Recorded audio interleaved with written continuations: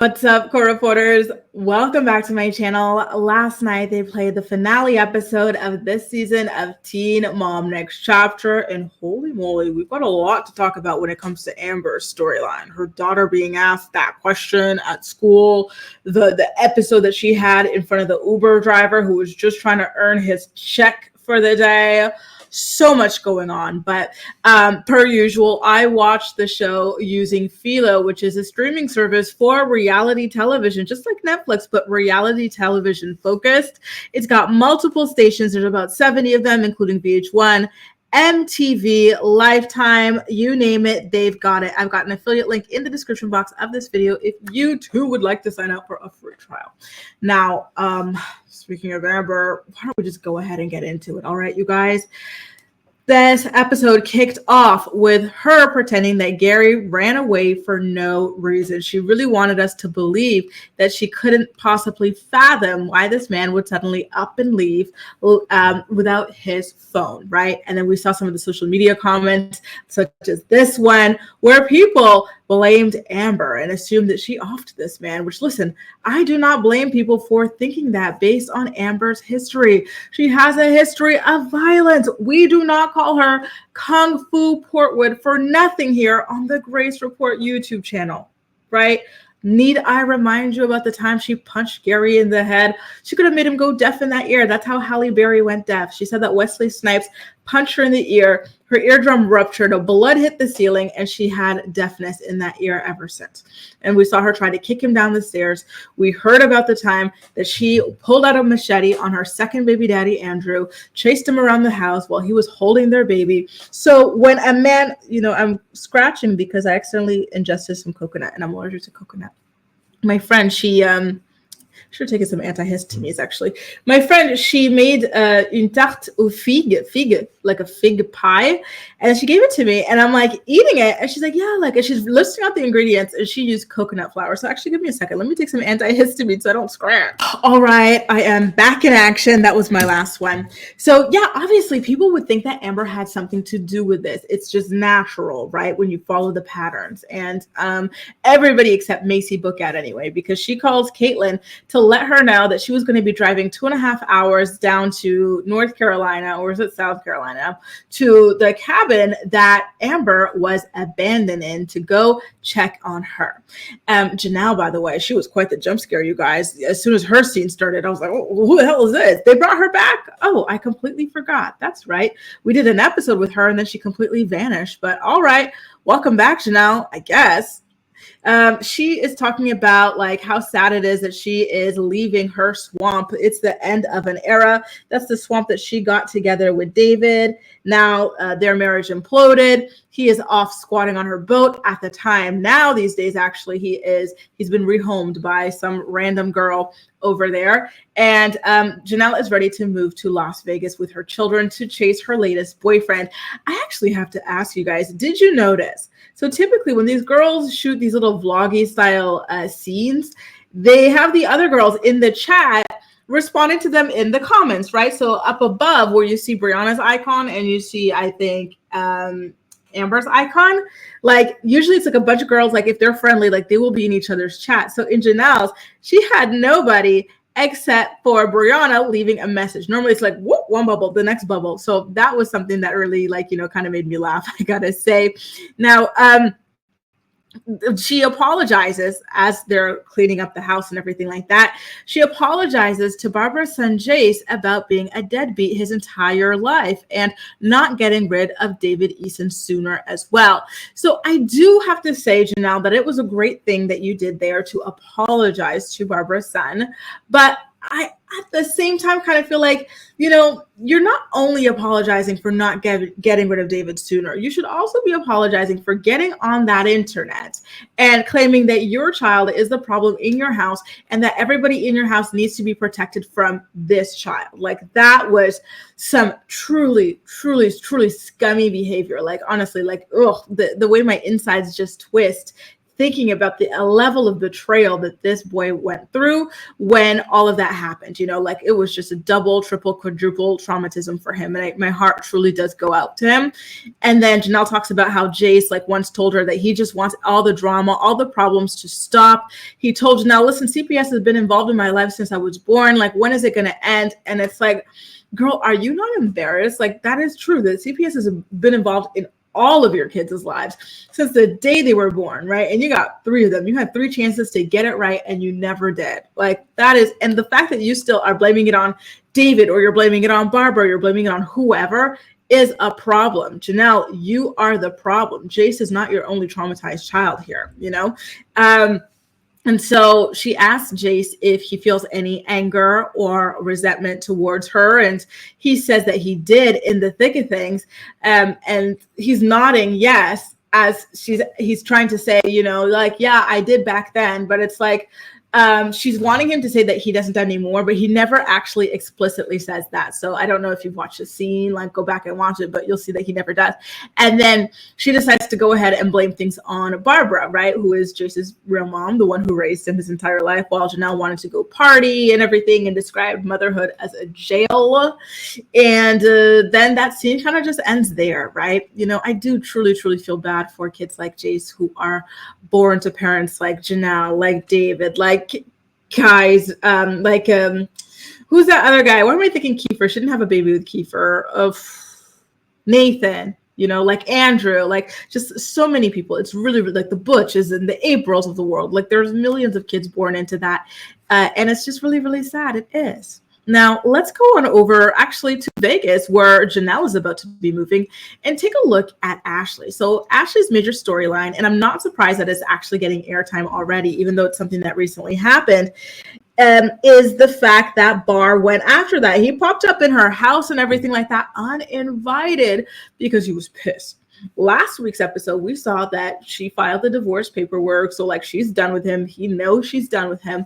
Now this week, in true teen mom fashion, the ink is not even dry. The paper on his side is not even filed. And the girl has already got a new man, and she's broadcasting him across the world, which to me, I felt like this. You see the phone in her hand, her like making out with him and stuff like that, like, and like filming it and stuff. And so for social media, like, honestly, like I feel like she was trying to, like when you're trying to make your ex jealous or something like that, like it felt like she was trying to do that. But the problem is her ex is psycho. Like she forgot her ex was, someone who was not above, crazy things. Like we saw in the flashbacks that she had admitted that he had hit her before. We saw him try to hit her sister. Like the guy is crazy, and so unfortunately the stunt really, really triggered him, even though he is the source of the divorce. Ashley married him against everybody's wishes. She wanted to make it work, but then Bar cheated on her. Like it's so toxic the way that these guys are, where they treat you like garbage. Then you finally had enough and they still don't want you to move on. It was a lot. It was really, really disgusting, I do have to say.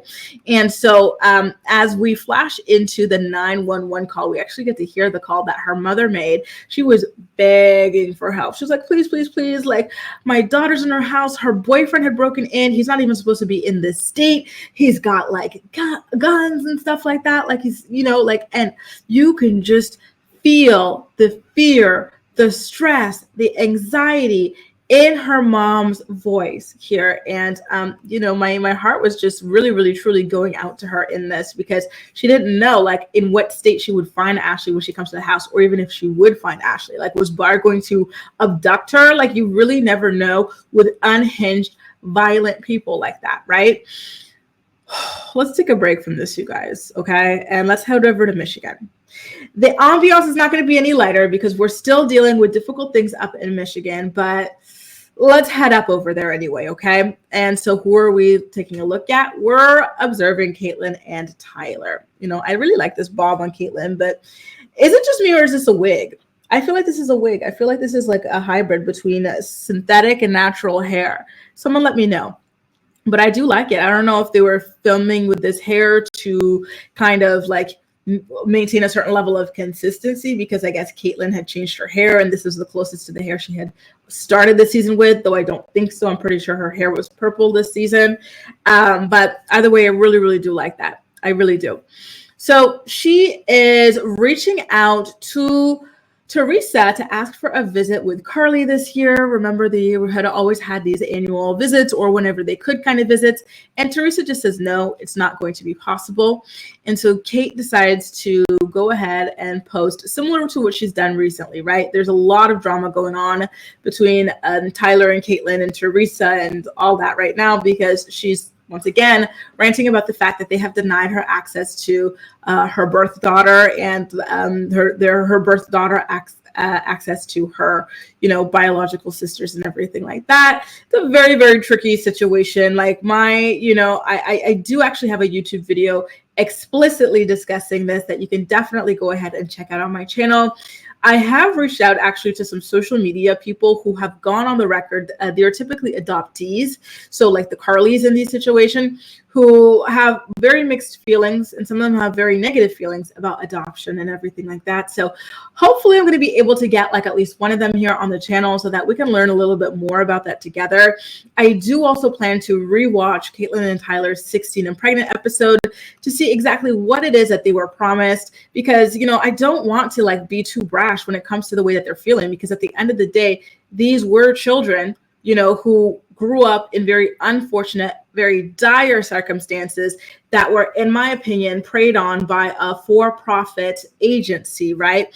And so, yeah, I definitely want to go back, take a look at the episode. This is something I think I'm going to be doing for my channel members. So if you want to be privy to that or to discuss it with us, definitely feel free to join my channel membership. It's youtube.com/GraceReport/join.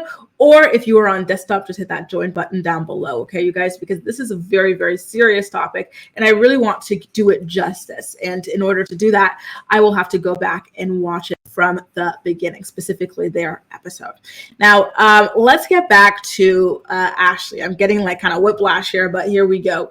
She talks about the standoff between the cops and Bar when he had her held hostage inside of her own home. She says that the cops were threatening to kick down the door and everything. And so she had to negotiate with Bar so that he would let her out. She tricked him into believing that she was going to go out there and get help and pretend that he didn't have any weapons or anything like that. But little did he know, she was about to, tell them, go ahead, arrest his ass, take him away, as she should, right? And, she actually says something in this confessional that I didn't even think about. She's like, I was scared that this man was going to get us both killed, because we've got trigger happy cops in this country. And even though I'm a victim, I still can be, attacked. And how many times have you heard stories like that where people call for the police for help or something, and then they end up victimized by the police themselves, right? I've heard a few too many stories like that. So I'm surprised it didn't come to my mind, but, it was definitely up there in Ashley's mind. And so, yeah, I like, I felt really sad when I heard her describing that, because you shouldn't have to feel that way when you are calling the police for your own help, right? So she sits down with her mother to discuss this thing. And before we even get into what her mom said, her mom looked amazing. I know I came down hard on her for popping that poochie on the stage and sucking that condom-filled banana, for the show. But, I don't lie. She looks good. When someone looks good, I will say they look good. I love these bright colors on her. I want those earrings. I love the pink glasses. Like, she just really, So anyway, she tells Ashley, like, this was a really serious thing. Bar deserves exactly what it is that he got, which is time in jail. And I don't care if he never gets out and never sees his daughter again. And so Ashley goes, oh, that's harsh. The way I was like, girl, stop. Him pulling up to your house and holding you hostage in your own house where you can almost get shot up with him is harsh. Okay.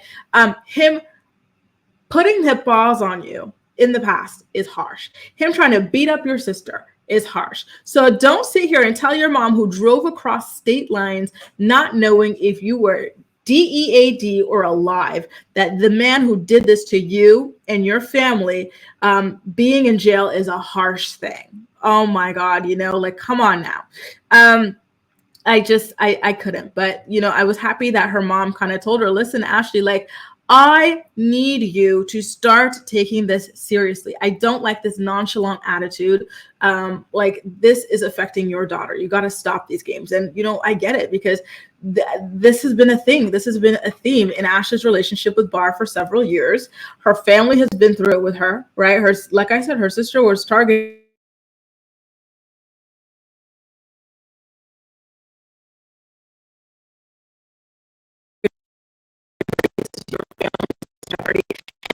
be your daughter chasing jeopardy, because someone like this, they have no scruples. They do anything. And sometimes they do target her.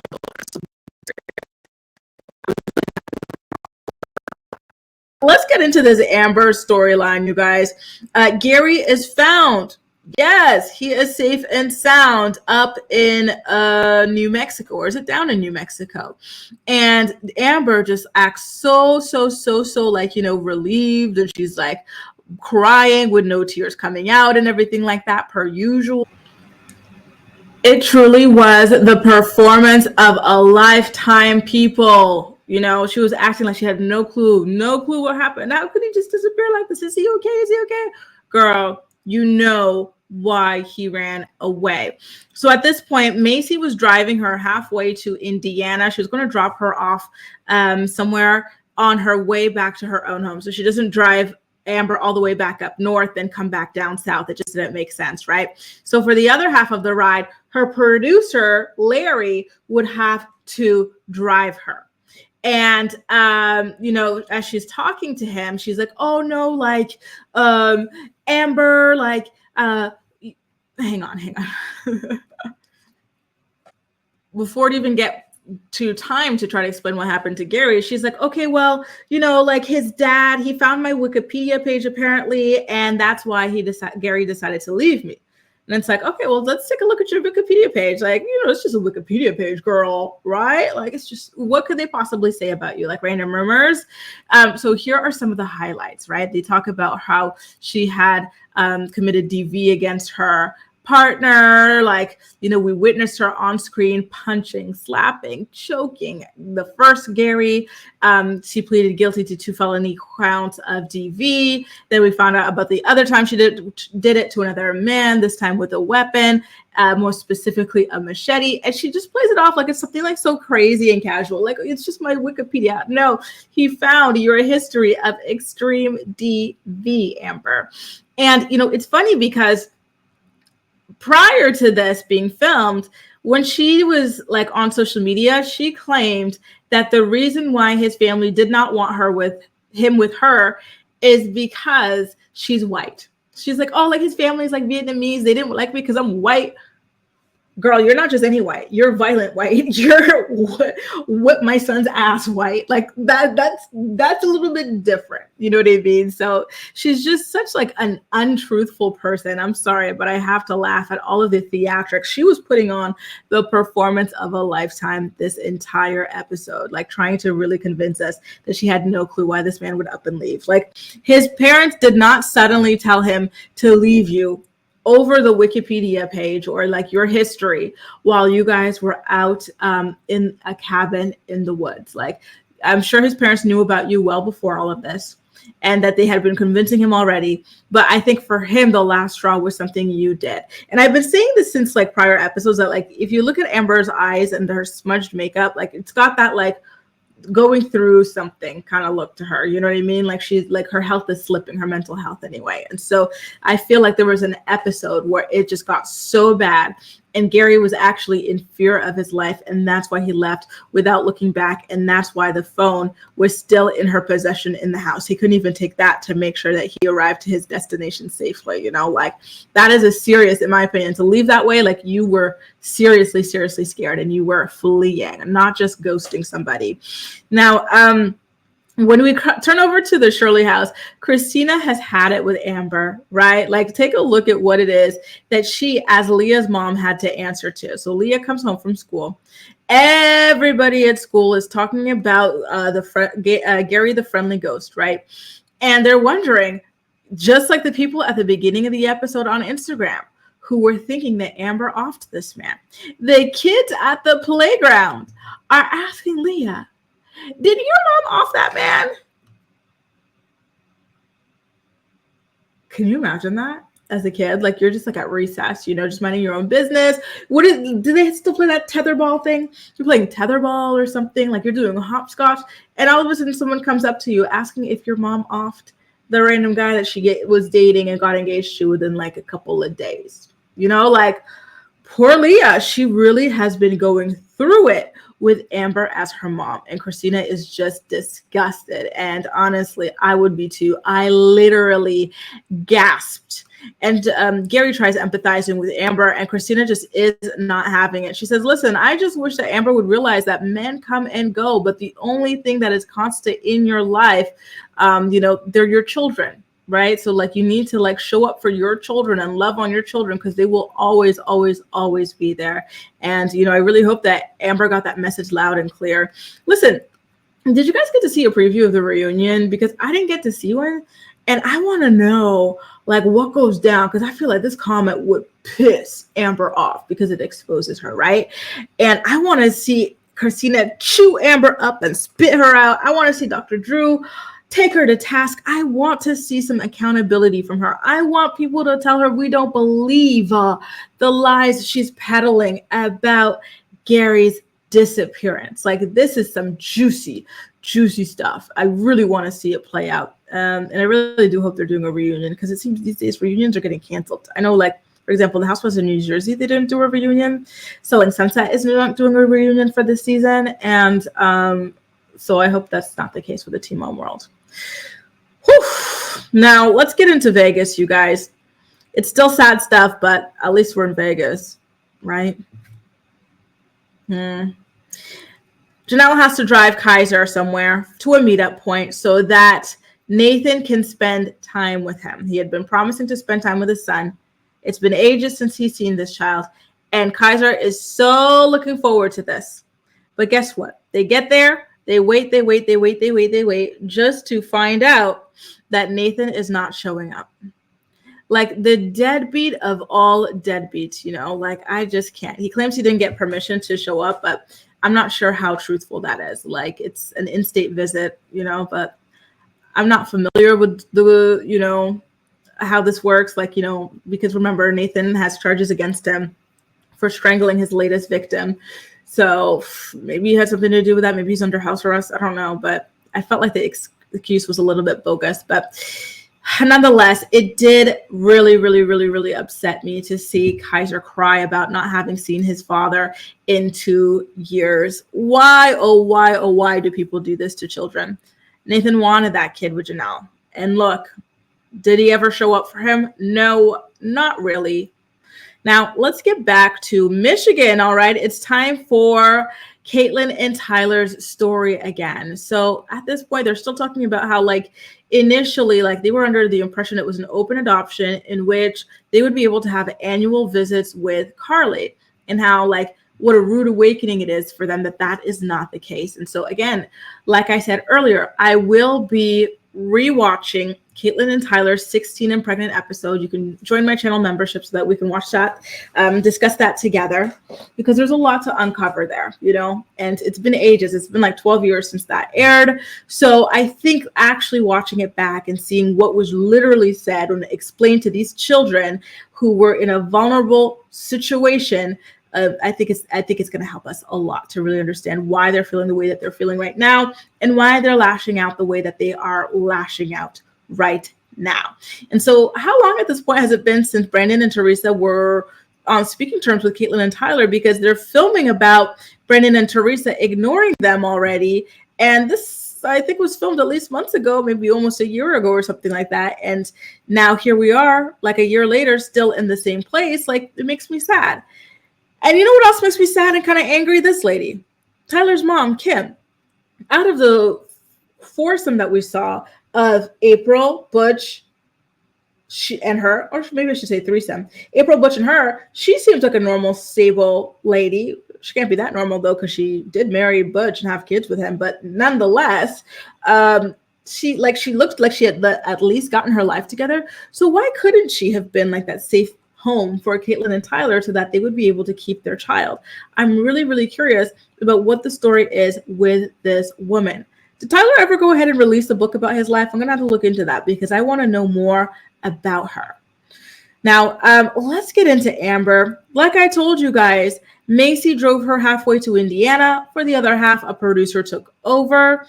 And actually, before we even get to the producer, let's talk about how she had to take an Uber ride to her, or actually, yeah, she gets to Indiana, and so she wants to go see her her psychologist, which, by the way, Amber's 34 years old, and take a look at the psychiatrist that she's visiting.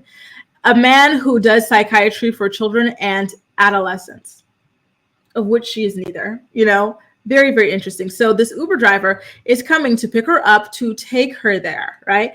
All he asks is, hey, how's it going today? And look at the barrage of information that he was just bombarded with. She just starts talking about how she didn't know if her fiance was alive or dead over several days. She's going through a trauma response over it. She's claiming that she was stable until all of this happened and whatnot. It really was a mess. And then they get to the child psychiatrist's office, and Amber just starts talking to an invisible person next to her. I know I said he was Gary the friendly ghost, but girl, he's not there. She's really talking to a ghost. So you see, she's pointing in this direction. There's no one there. She's pointing and screaming in this direction again. There's no one there, as if she's fighting with whoever's over there, but there's no one over there. And so it's very concerning, because we all know that, Amber, she has serious mental health issues, so she truly was spiraling. And here she is, still claiming that there was no reason for this man to run away. All right, girl, just like you did not do anything wrong to Gary, just like 1.0, just like you did not do anything wrong to Andrew. The system, everybody is just against you. Okay.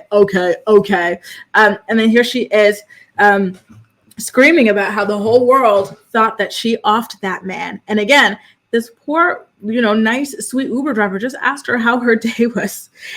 Ma'am, this is Wendy's. Ma'am, this is an Uber.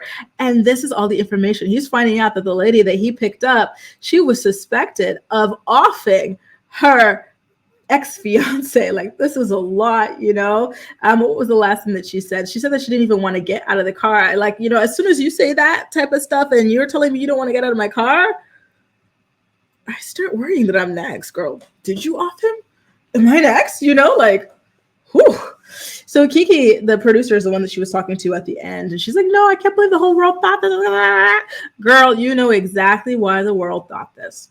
You have a track record, a very, very bad track record of violence against men. These suspicions, these accusations did not come out of the blue. They are a result of over a decade of your terrible behavior. So stop it. She gets into the psychiatrist's office and she lets him know she's having a bad episode, and I believe her. I do think that that's what's happening, but she's blaming it all on Gary leaving her, but I do not believe that, because as you've been seeing in my prior recaps, if you've been keeping up, I've been saying for a while now, she's got those dead eyes, she's got that smudgy eyeliner. And that is a terrible combination. To me, that's a combination that always signifies that something more is going on beneath the surface, that someone is really struggling and that someone is on the edge.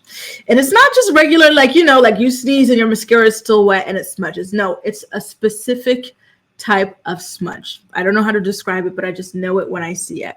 So I was proud of her for telling her, her psychiatrist that she was going through an episode.